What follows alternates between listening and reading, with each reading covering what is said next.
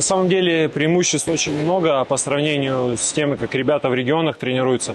Во-первых, находясь в составе сборной команды России, ты чувствуешь на себе ответственность. То есть ты один из немногих людей, которые попали в состав. То есть представляете, какая у нас большая страна и какое маленькое количество людей находится в составе сборной. То есть если ты туда попал, значит, ты уже чего-то добился, да? Ну, во-первых, преимущество, я бы, наверное, назвал это конкуренция. То есть постоянно с кем-то соревнуешься, да, то есть со своими будущими соперниками, с ребятами, которые уже опытные, которые показали результаты на чемпионатах мира, Европы. То есть на них равняйся. То есть когда я попал в сборную, я смотрел на ребят, которые были призерами Олимпийских игр. То есть это меня тоже очень мотивировало.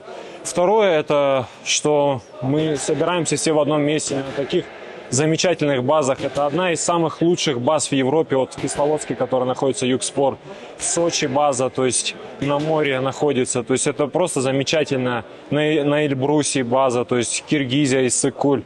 То есть это очень здорово. Плюс витаминизация, оплачивание перелетов, да, то есть на сборы, на соревнования.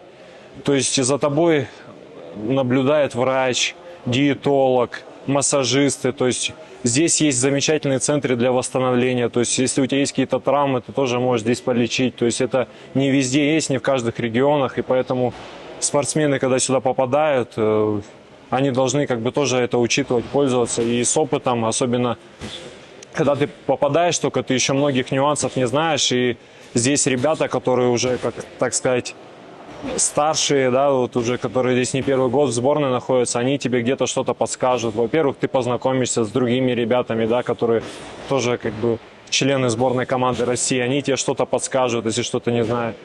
И так просто наблюдаешь за ними, тоже есть рост. То есть ты тренируешься с лучшими, и ты, значит, становишься лучшим.